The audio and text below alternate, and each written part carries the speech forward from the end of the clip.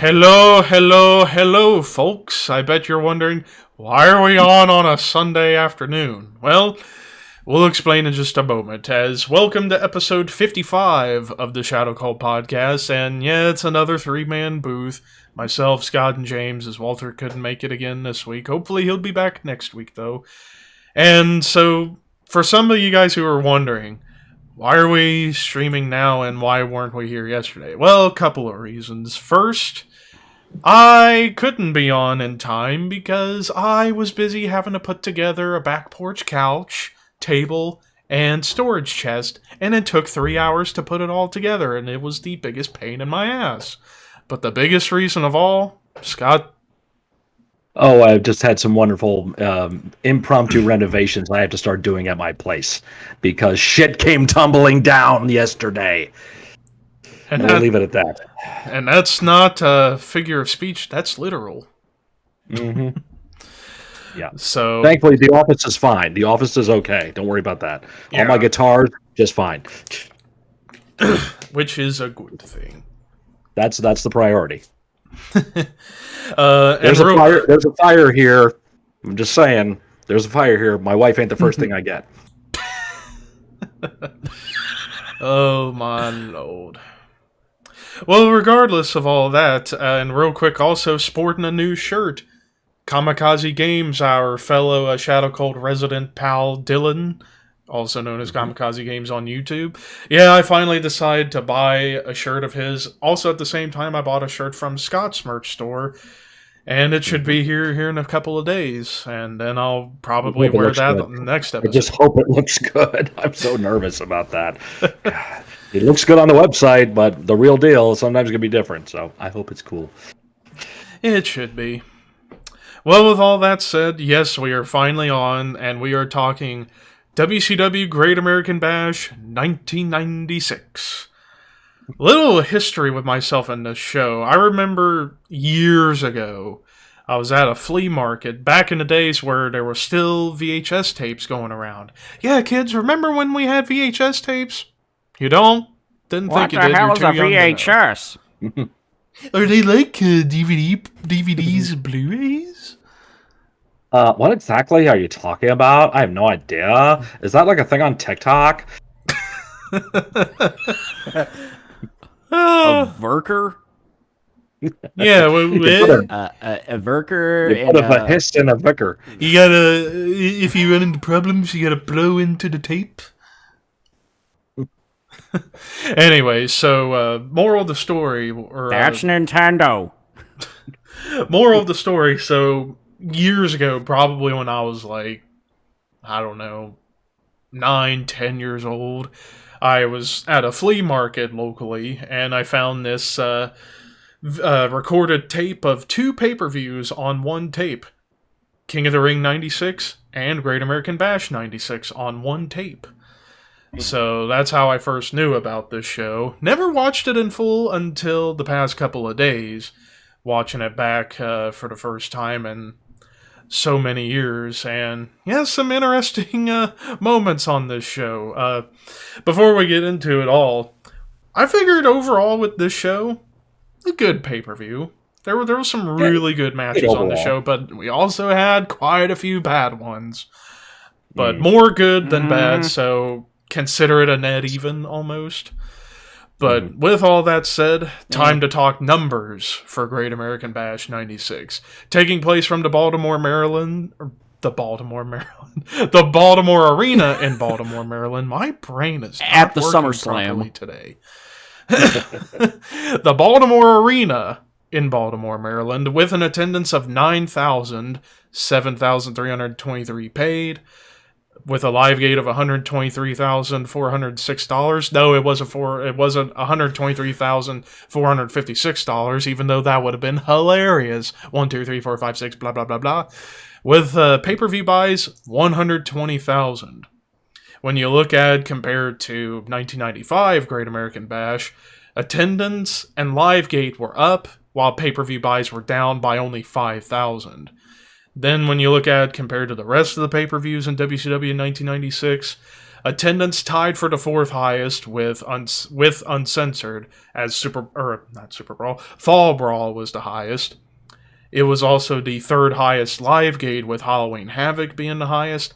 But pay-per-view buys were the 2nd lowest, with Slamboree the month before being the lowest. You can definitely tell we are getting ready to start getting into the wrestling boom again.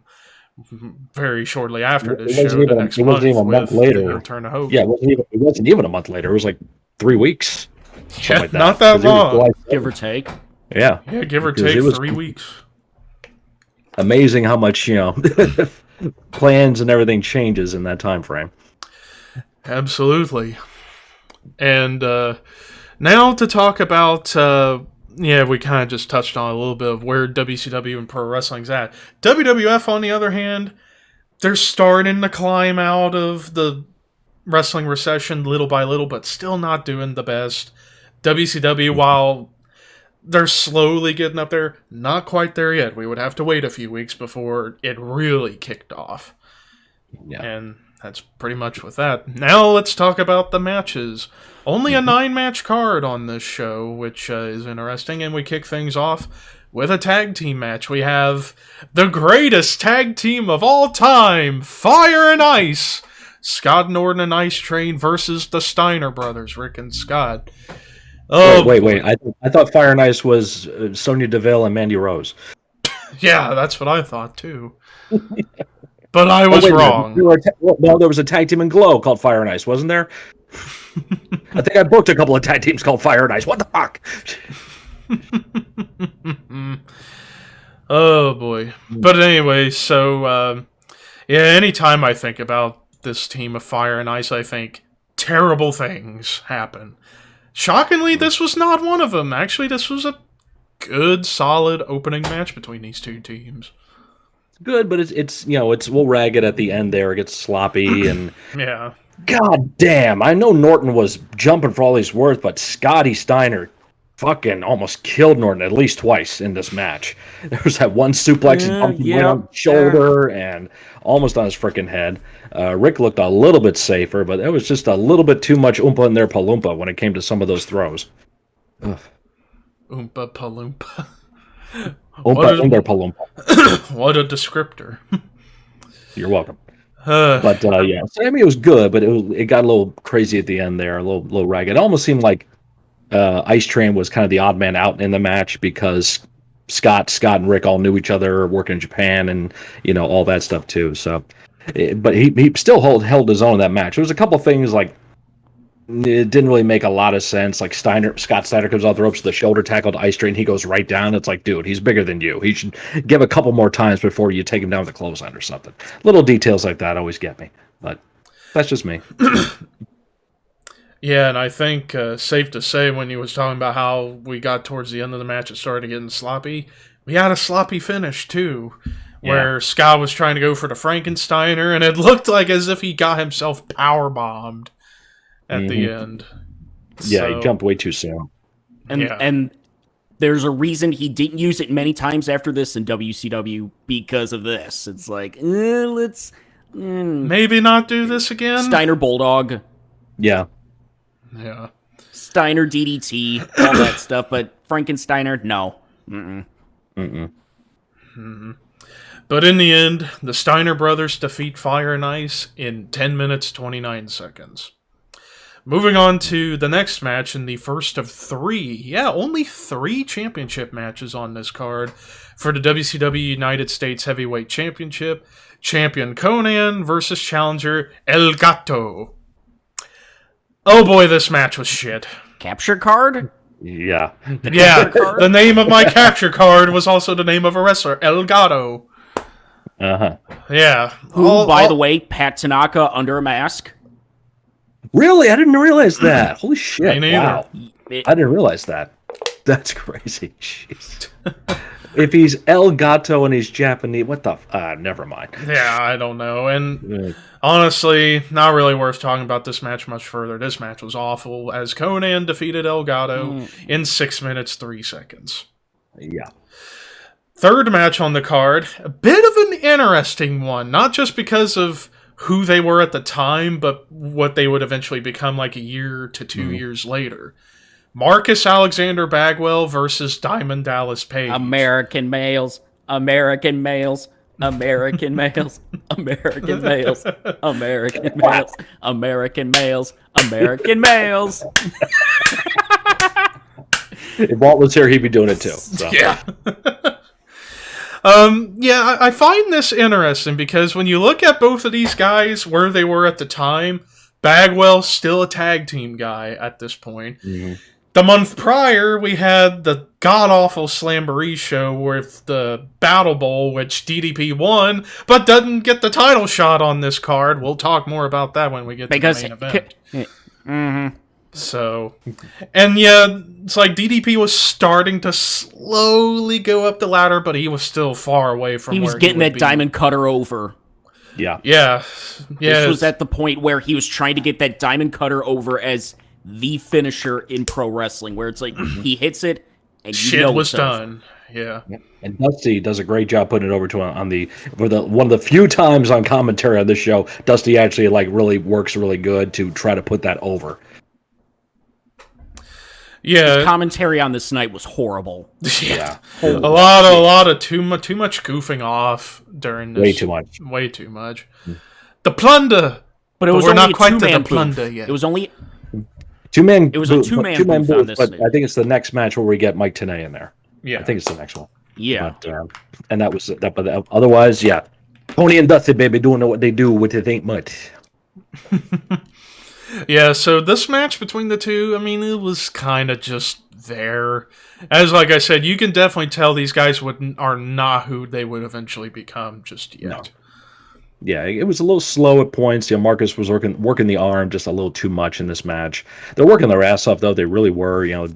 Page taking the bump over the goddamn guardrail there, and then horse collars himself with the chair and doing all that shtick back in the ring. But it's just like, okay, arm drag and the arm bar again, come out of it, and blah blah blah. But minus those little things like that, they worked really hard for that match. And once he hits the cutter, it's like crowd is starting to get educated. High five. Done. Yep. But in the end, with the Diamond Cutter, Diamond Dallas Page defeated Marcus Bagwell in 9 minutes 39 seconds. Fourth match of the night, and the second of 3 championship matches for the night, for the WCW Cruiserweight Championship.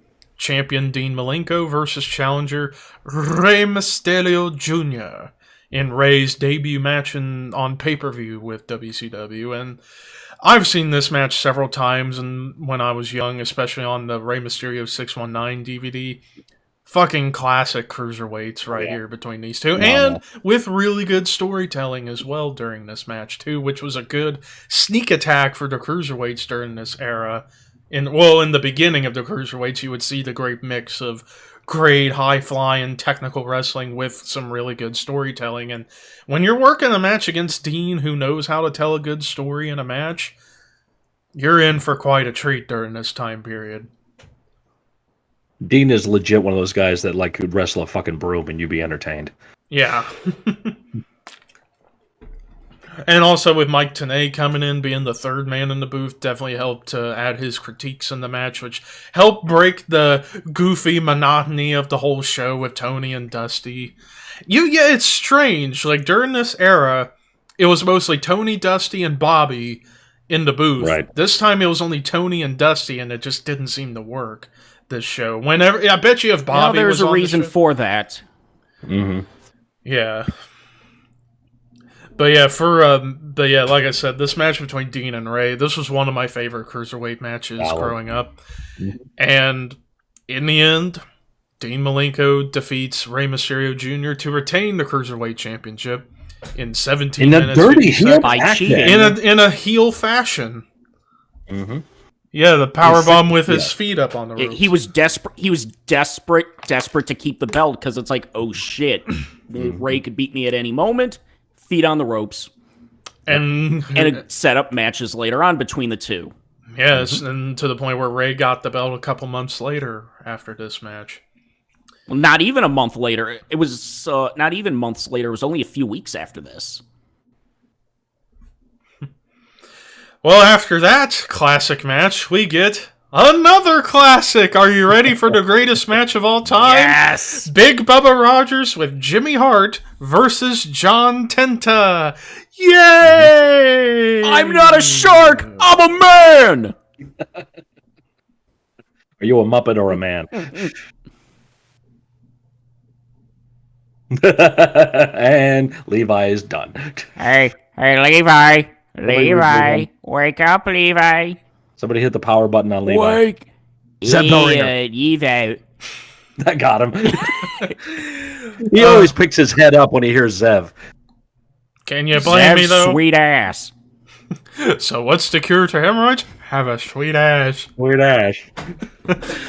Yeah, when I said classic, this match. I meant one of the worst matches I've seen in quite some time. Even going back and watching old stuff. Yeah. Yeah. And I knew what I was going to get into in the beginning of this match, and we're done. John Tenta defeated Big Bubba Rogers in 5 minutes, 24 seconds. Had this match happened maybe like 5-6 years earlier, could have been something. But here... Not now. Boss Man versus Earthquake? Yeah. Yeah, if huge. it was Boss Man and Earthquake, that would have been a good match. But here... This is one of those that probably should have been on the main event pre-show. Yeah. Yeah. Not the actual pay-per-view itself. Yeah. As in the end, yeah, John Tenta defeated Big Bubba Rogers in 5 minutes, 24 seconds. And I do find the finish to be quite comical. Like Jimmy Hart with giving the scissors to Bubba and standing with his back turned like, oh, Big Bubba Rogers gonna win! No, Tenta won, and then he turns around like, oh no!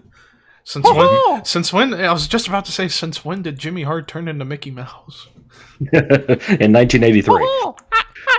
I got you guys a title shot. Oh, Yeah, baby. Come on, baby. Yeah, baby. Yeah. Oh, yeah, baby. Come on, baby. But, so after that match, we go from a bad match to, oh, thank God we're back to the good stuff. As up next, Flawless Count Anywhere match. Chris Benoit versus the Taskmaster, Kevin Sullivan with Jimmy Hart.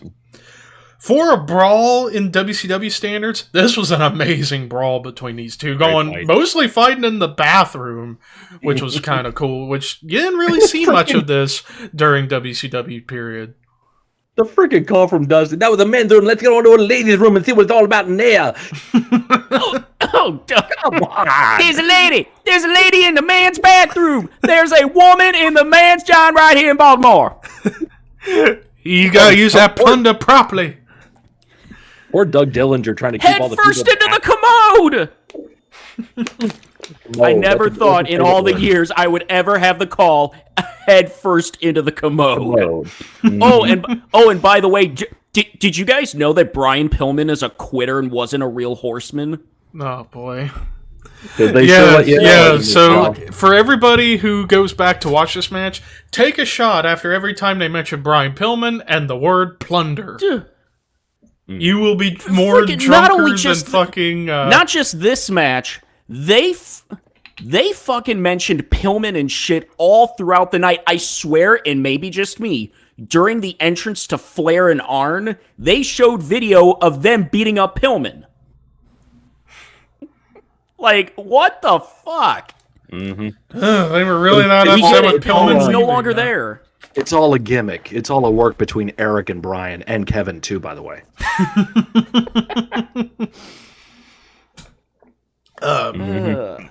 But Yeah, this match here was great. Barely any time in the ring. It was perfect. yeah. And we would For a see fight. these two have matches like this over the next year, and they were always so fucking good. Especially the one at Bash at the Beach the year later, which was, I'd say, Sullivan's retirement. yeah. It's a big lesson to, I think, a lot of younger wrestlers out there, that you can have a lot of personal animosity with each other, but when it comes to business, you got to put that personal shit aside and get done what needs to get done. Because there was a lot of heat with these two, but they still went out there and gave it their all and did great work. And gosh, I wonder why these two had heat. Woman! Like, knowing what we know now, it's like, you could really buy that these two fucking hated each other. Yep. Because they fucking did hate each other. Yep. But Just Kevin like was smart knowing it's like, I could easily go out there and beat the crap out of him, but what would that do? Nothing. Yep. same If I goes. let myself, if I make the call to go over on him, I'm going to get shit heat from the locker room. So I got to put him over. Same going for with like Edge and Matt Hardy and Kurt Angle, Jeff Jarrett. 2 more instances of shit like this happening. Yeah, exactly. And honestly, when it came to out of the later 2 with Edge and Matt Hardy and Angle and Jarrett, the one that I found to be more humiliating and tougher to watch is Angle Jarrett. Just because you look back, they do that wedding angle with Karen and Jeff, and Kurt had to stand there and watch with a smile, pretending to smile, watching them kiss, and then after they leave, then he destroys the ring. And, I mean, kudos to the wrestlers who have to go through stuff like this and not want to fucking murder the other guy.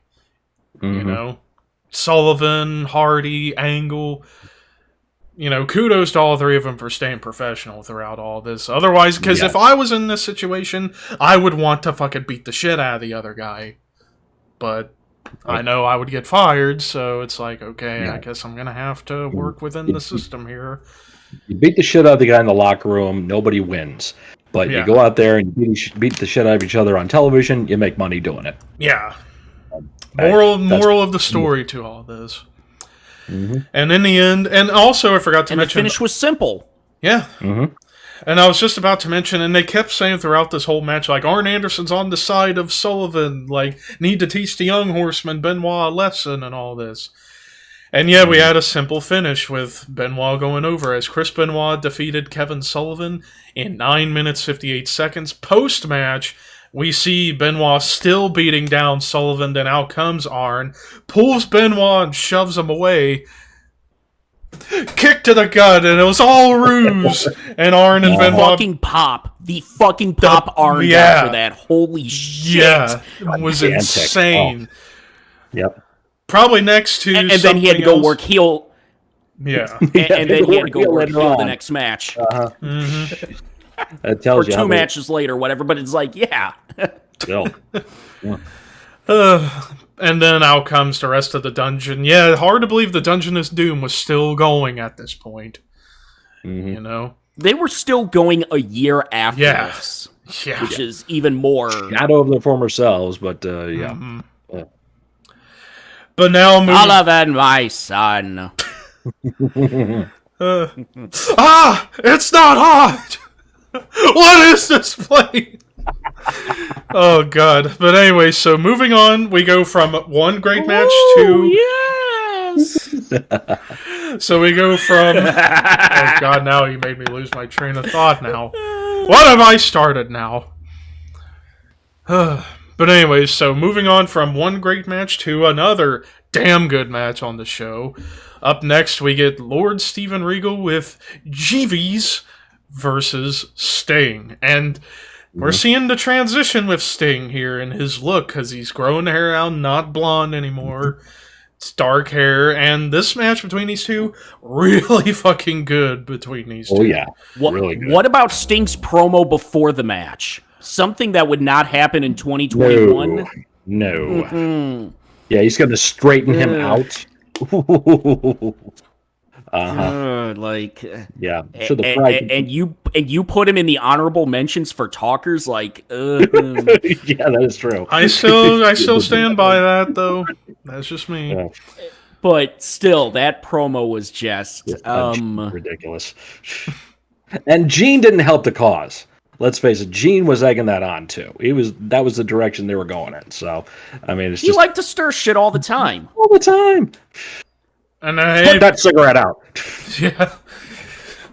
Hey, wait a minute. You said that your dad could beat his dad. Yeah. But regardless.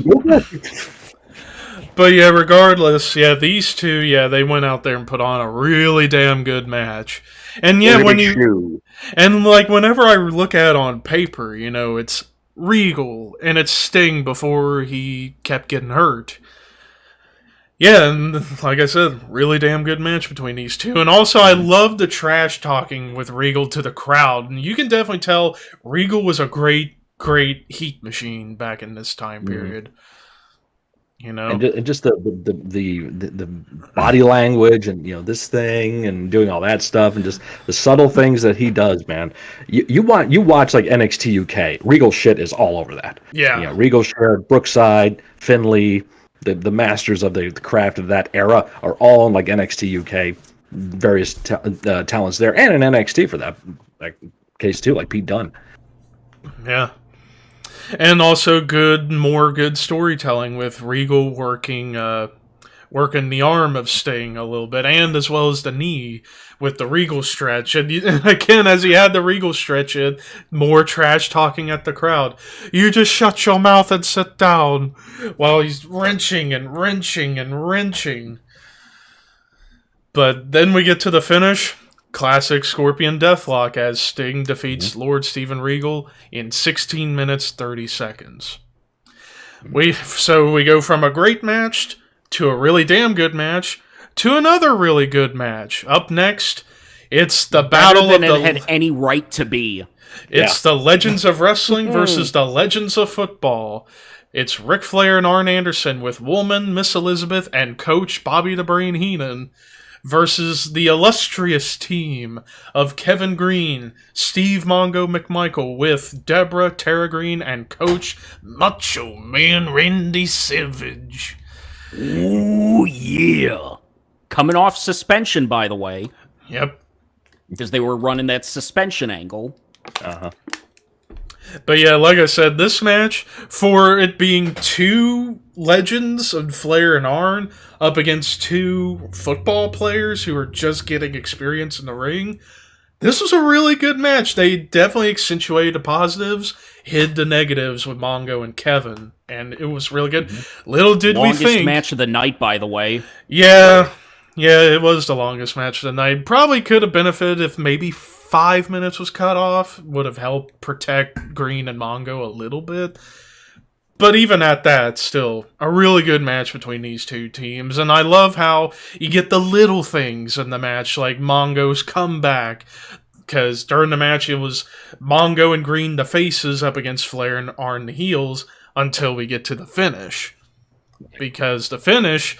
during the middle of the match, we see Tara, Deborah, and Elizabeth and Woman go chasing each other to the back, only for towards the end of the match we see Elizabeth, Woman, with Deborah in a gorgeous dress all of a sudden, with a briefcase. Deborah talks to Mongo, just take this and it'll be over. 4 Horsemen shirt and a whole bunch of money, and Mongo being a man about money. It's a money. It's a whole lot of money.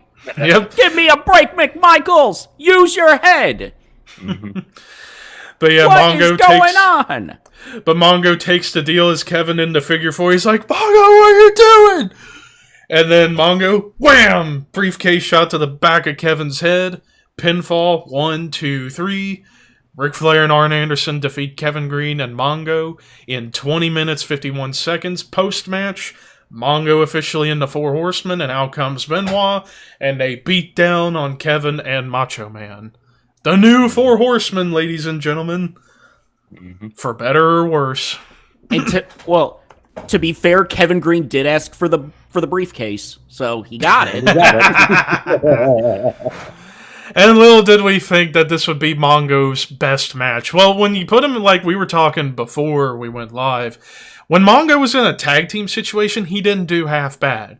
Most of his singles matches, on the other hand, oh, God help us all. Apart from the match with Kevin Green a month later. Because we know that tag matches, you can hide a lot of shit. Yeah.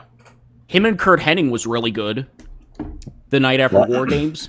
Yeah, No, that's true. it's Kurt Hennig, so yeah. Yeah. Well, 97 Kurt Hennig, though. Yeah. Yep. And it's still good. Let's remember that Jay Leno was in a tag match too. Okay. 2 years later, the less we talk But about that, the better. Mongo is an athlete. Jay Leno is a comedian. There's big fucking difference there. Well, yeah, but also Jay Leno was a trained boxer. Yeah. And also, yes. also, quick shout out to Mongo, who apparently now has ALS. So get better soon, pal. He does not look good. You see a picture of him now, you don't recognize him. I mean, Oh, it's just man. really, really sad. He looks. It's. Yeah. It ain't no joke. It ain't no freaking joke. But, we know that he loved the smell of cocaine, and he loved a lot of excess stuff like that.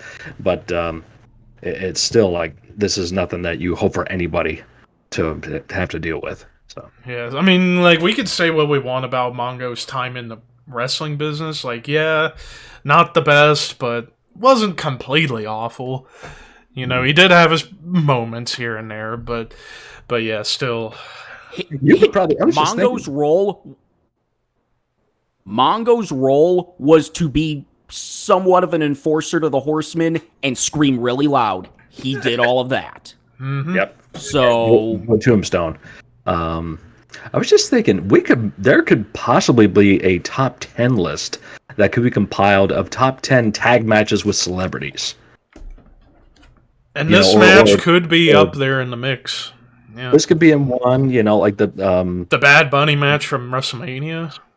Dennis Rodman, Mm-hmm. what's his name, Karl Malone, Malone, even Stephen Mr. Amell. T, Even Mr. Stephen T Amell from from WrestleMania. SummerSlam 2015, I believe. Stephen Amell, Jay Leno, Snooki.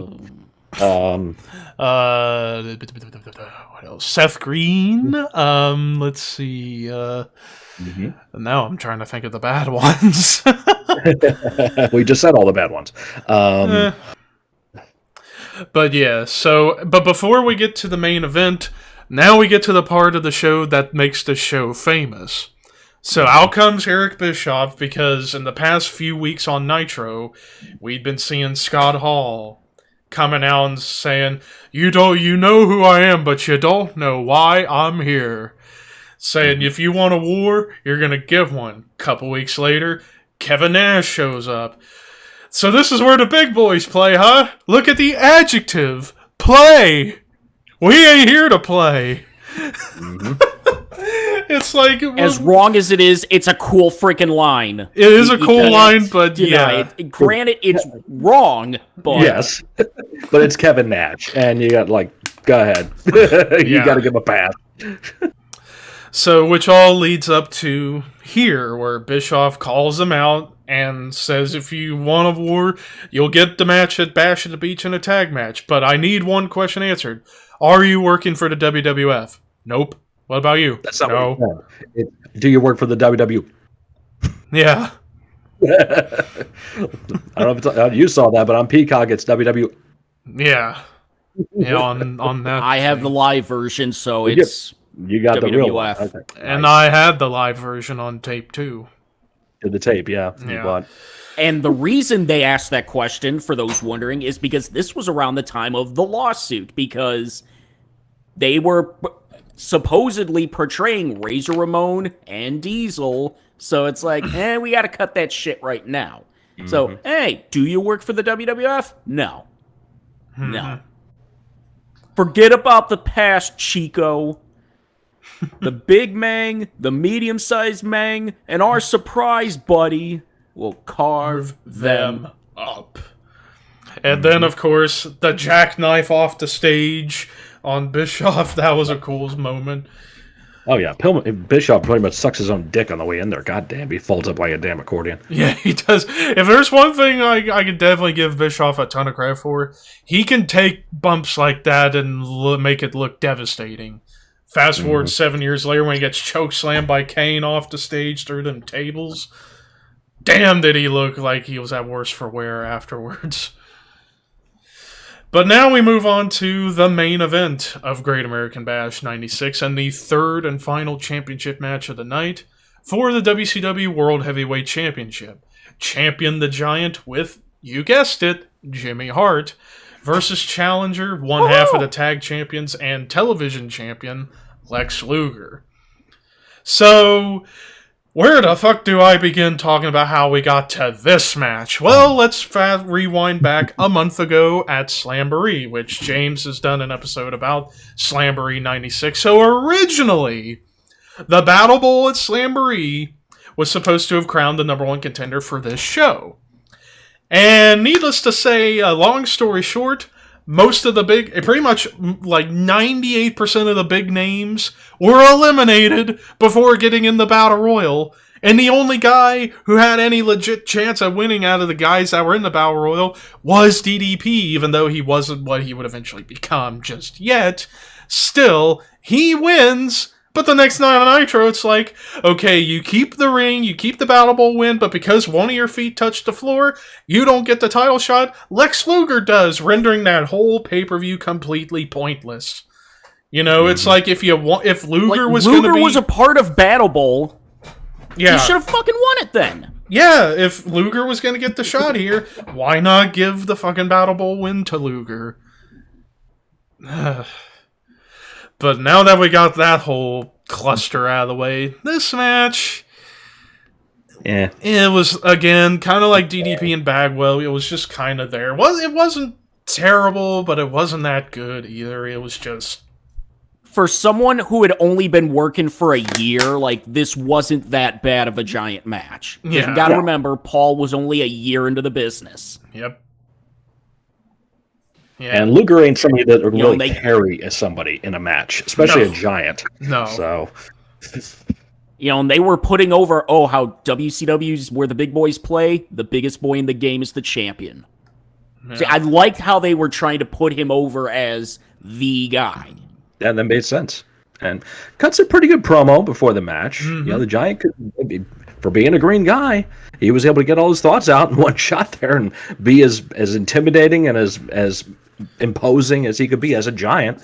And Luger, oh my god, that fucking promo. He's like, yeah. I got a belt on my waist. I got a belt on one shoulder, and after this, I gonna have a belt on my other shoulder. Mm-hmm. Just wow. It's like that. Yeah, there's a reason why this show only had 3 title matches. Is because Luger held every other belt. Yeah. And then his partner Sting had the match against Regal earlier in the night. So no tag title match. But to be fair, the tag team, the tag division at this point was really just them, the Steiner brothers, and Harlem Heat. That was it. Harlem Heat, yeah. Nasties were in there, but barely not really seen. And then you had Fire and Ice. Yeah. Dude. Hashtag Fire and Ice for tag team champions. 25 years later. Yeah, man, they never got their fair shake. They were a great tag team. Maybe AEW will sign them. And then Scott Norton was an IWGP champion. What can you say about Ice Train, you jackass? Oh, man. But in the end... Anyway, main event. Luger versus the Giant. Really good match here. All things considered. And in the end, Giant defeated Lex Luger in 9 minutes, 21 seconds. So all in all, Great American Bash 96, apart from 2 terrible matches, still a pretty good show, because you had 2 amazing matches and 2 really damn good ones, and then a good solid opener and a couple of kind of their matches. But yeah, really the only things that were bad on this night were the U.S. title match and the Tenta Bubba Rogers match. Mm-hmm. Everything else, you had 2 matches. And the commentary. And the commentary not being that great. It almost makes you wish. Dusty and Tony. Yeah. So it's like... Did you know Rick and Scott were born as brothers? They fucking actually said that. Oh my god. Well, now that brings up the question, which is worse? That, or the year before at Halloween Havoc, Eric Bischoff said, well, Giant fell, did he fall in the water or on the road? What's the difference? Mm-hmm. It's like... One is liquid, one is liquid, solid. and one is solid. Yeah. Mm-hmm. Solid concrete and the other's fucking liquid. But anyway, so... Yeah, Great American Bash 96, I'd recommend people go check it out. Now on to favorite match, least favorite match, and sleeper of the night. Yeah, for those who don't know, that's how we're presenting it. 2 horns high, for our favorite match, the middle finger for the least favorite, and a thumbs up for the sleepers. So This is James' favorite part of the show. yeah. So my favorite match of the night, it's a toss-up between the Cruiserweight title match and the Falls Count Anywhere, but if I'm going to pick one, I'm going to give it to the Cruiserweight title match by a hair. Least favorite match, 10-10 Bubba Rogers. That match can go fuck itself. Rest in peace, both 10-10 and Boss Man, by the way. And then for the sleeper, I'm actually going to give it to Flair and Anderson versus Green and Mongo. Scott? I'm with you 2 out of 3. My horns are up for Malenko and Ray. And just like you, it was between that and the Falls Count Anywhere, but I give a little bit more to the Cruiserweight title match. The FU to Bubba and Tenta. Yeah, just not a good match overall. And my sleeper, Sting and Steven Regal. It was a solid match for the two of those guys, and you got to see something more out of Sting, wrestling-wise, and sell his ass off. And Regal did a great job just being that heat-seeking missile, like you mentioned earlier. James? Favorite was the Falls Count Anywhere match. Least favorite was Tenta and Bossman. And sleeper is Arn and Flair versus Mongo and Green. So now, Push Job Endeavor. That's still on here. Mm-hmm. So what do we got for this time around? All right, Push Job Endeavor on this show. Might be simple to some people, so we'll just throw it out there. For Push Job Endeavor, I give you Rey Mysterio Jr., Conan, Mongo. Oh, boy. Push Job Endeavor. Mongo, Mongo, Ray, and who? Conan. And Conan. Okay. Take into account the time frame now. Timeline. It's time. I would push Ray because, this is his first pay-per-view match. And he had a great showing. Put him into the Cruiserweight title. Give him the belt here shortly. See what he can do with it. I would job Conan and Endeavor Mongo. It was definitely torn. I was torn. I might change my mind and maybe say Endeavor Conan and bring him back a year later where he can actually do more talking. So you know what? I actually am going to change it up. Job Mongo, Endeavor Conan. James? Okay, James.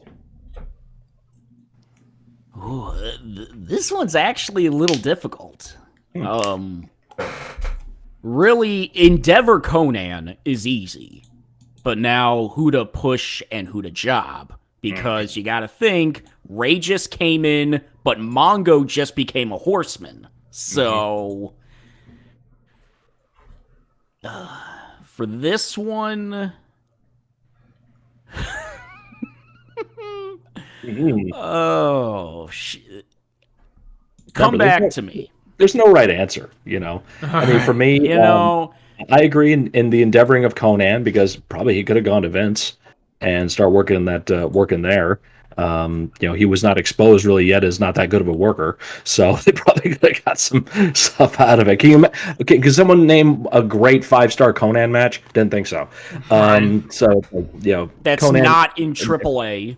That's not in AAA. Good point. Yes, let's make caveat there. It's not in AAA. Because in AAA, he was the fucking man. He was the top dog, yes. So, but yeah, endeavor him. You go back to AAA, he still got a AAA title in this match when he goes out there with the U.S. title. But he could have gone to Vince at this point. I would push Mongo for the size factor, and job Ray because you're just going to get more sympathy on Ray. He's just going to have hell of matches. He just put Dean over, but you didn't. It was a way of putting him over to where it was still sympathy on Ray, and he could come back for another match, and they did that legit. So that's what I would do. Job Ray, Endeavor Conan, and push Mongo. Now the $1 million question to James.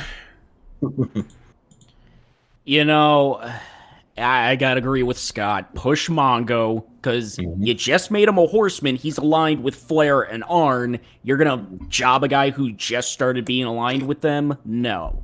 Yeah. So push him, job Ray, because how many times did Ray lose in WCW? A lot. Yeah. So...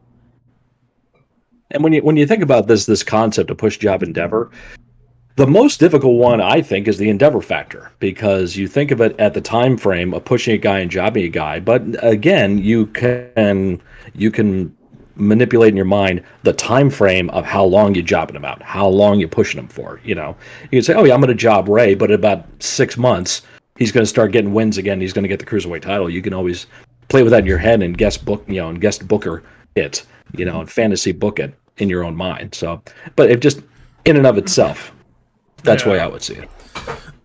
Yeah, and also with the pushing, you push a guy for a little bit, and then he can go down the card.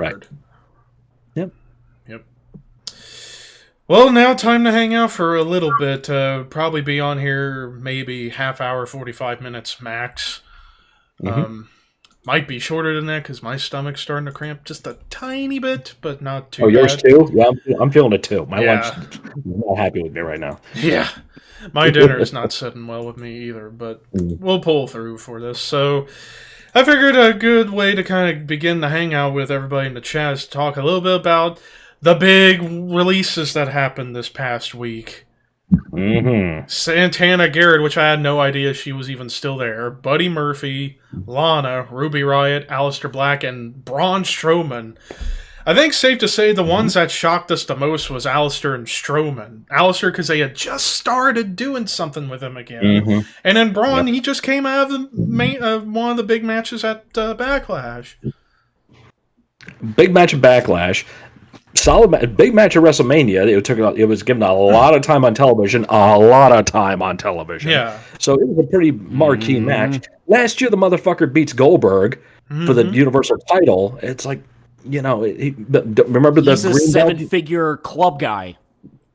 There was that fact, club guy, which is why he got released. And he won the greatest Royal Rumble thing, that green belt thing, 3 years ago. Saudi Arabia. No one else got that. Where the hell is that green belt? I'd like to know. Yeah. And this guy had a solid run. Put over Roman many times.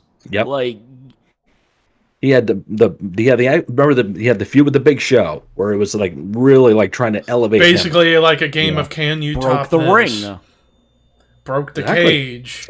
Man, and one of the few really big guys that could do a kip up flawlessly. Which that popped me huge whenever I first saw him do that in that match with Big Show, ironically. Seeing him do the kip up, I was like, holy shit. Yep. And then some of the little impressive stuff, like the kicking Apollo Crews up into the air. That was pretty cool. So yeah, like Braun, it's like, in the beginning when he was the black sheep of the Wyatts, he was not good at all.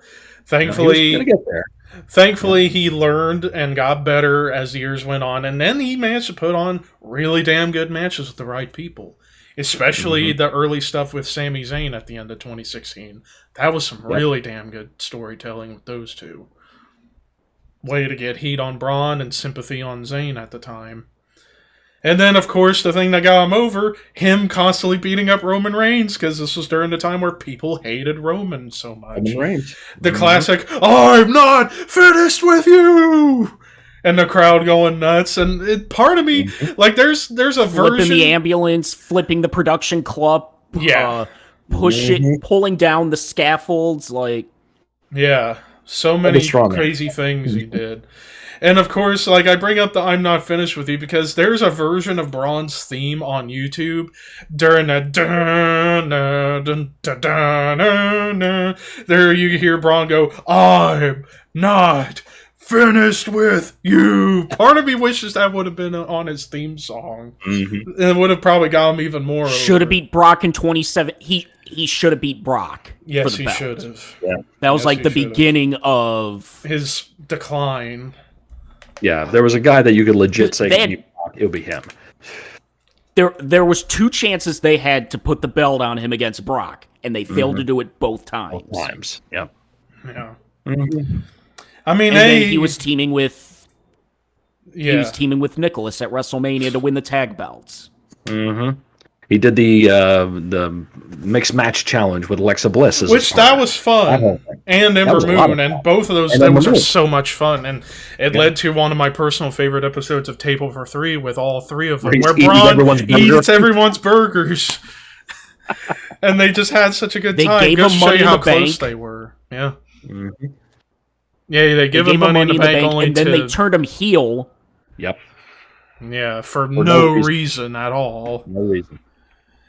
I mean, hey, he finally did get the belt, so sometimes it's better late than never. And then they had the stupid feud with Bray Wyatt last year.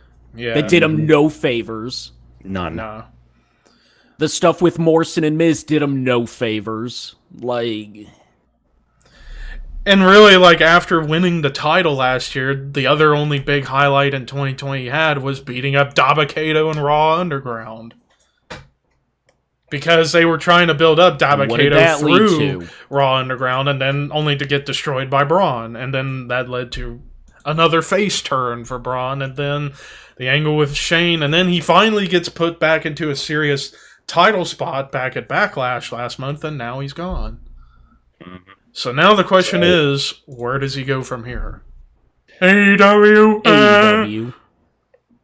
Legitimately, though, he's going to end up there. Probably, but I don't think he's going to be making the same money he did before. If they do, Tony Khan, you're bigger enough than I thought.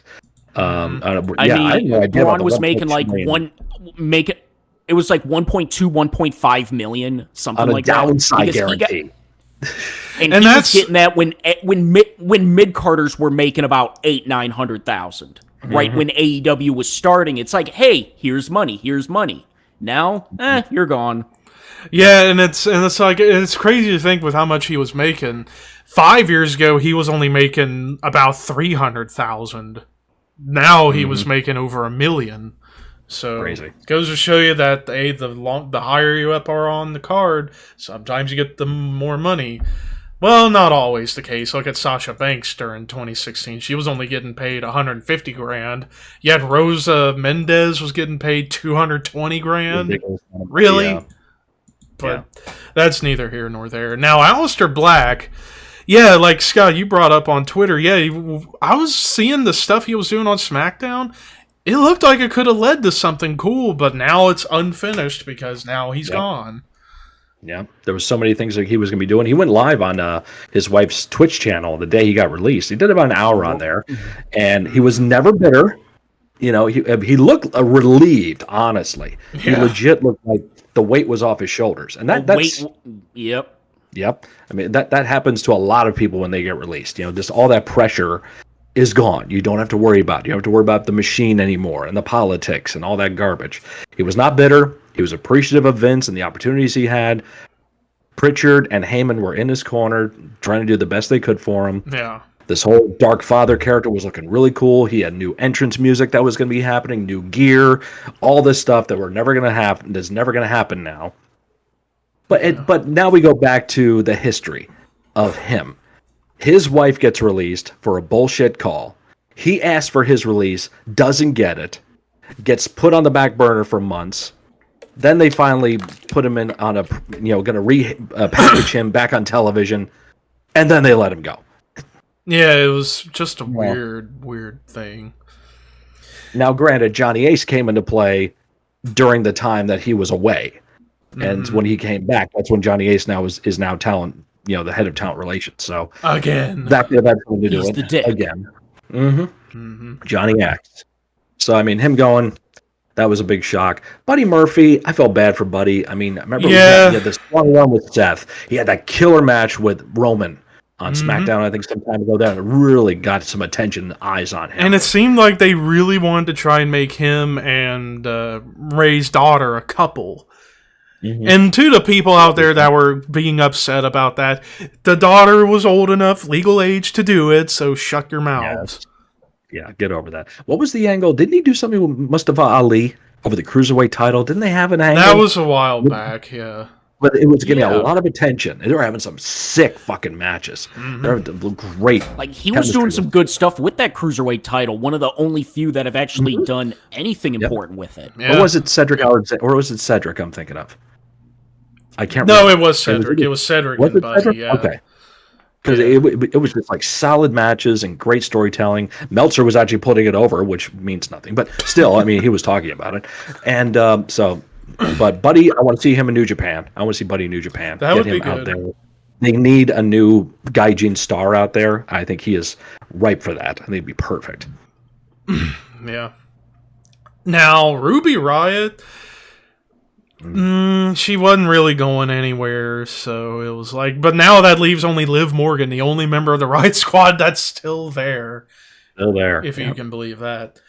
Like I said, Santana Garrett, I had no idea she was even there. I thought all the times that she'd been there, it was like a handshake agreement kind of thing, like show up when we need you and all this and that. And she had a contract. Yep, NXT. And did nothing with her. And I think both Ruby and Santana are going to be Impact bound. I think you're right. Probably. And then lastly, Lana, all I'm going to say is, thank God, I hate you, Lana. Get away from my TV screen. I cannot stand you. Now there's somebody AEW bound. Yeah, just so she can be with her hubby. Yeah, you know that's going to happen.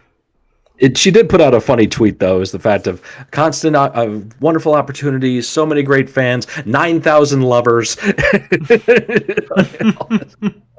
She's even now, it's like, guys, I have no control over this, okay? I know, I'm in a stupid storyline. It's not my fault. Yeah. So, but it's the way it goes. Hey, but, they made her a whore. Thank you. Thank you, Rock, for starting that, by the way. You find I noticed like Easy, big fella. After that one promo or that one segment where The Rock was going around talking to random people, he's talking to Lana about all the positions in bed in front of Rusev. That's what started Lana becoming a you know, because then she's with Ziggler. Then she goes to Lashley because she loves the BBC. Then they try and start the whole thing with her and Liv Morgan. And it's like, good Lord. And it's funny, and it's weird. I used to be a fan of Lana when she was doing the Russian stuff with Rusev. That got her good heat. And she used to look great. Now she looks butt-ass ugly. You know? And... yeah, and really what soured me on Lana was the whole Lashley Rusev thing. It's like, not just because, you know, Lana, after dropping the Russian stuff, I hated hearing her on the mic, you know, but also, who would buy into Lashley being a homewrecker? He's a good, solid American man. Who would buy into something like that? And it was a total waste of Rusev's last days in the company. Everybody knew Rusev and Lana were still married. It was like, come on, guys. Yeah. We know you think it's a fucking movie, but, you know, you got to have some semblance of reality here. Exactly. And Lashley already has a wife, too, I believe. Like 50 kids, so... And plus one of the biggest patriots in the country, too. Who would buy into something like that from him? Yep. And it did it was a waste of Lashley's time. It was a waste of Rusev's last days, and it was a big use of Lana's time. And it's like, oh Lord, but either or, you almost figure that this WWE title reign is like, yeah, we're sorry. Here's the world title to an extent, yeah. Yeah, that's another. But there's the other extent that Vince loves his big, muscular, sweaty men. Oh yes, he does, and he always wanted to give that opportunity to Lashley. But going back to his first run, it's like they just put him out there. Like, look at his muscles.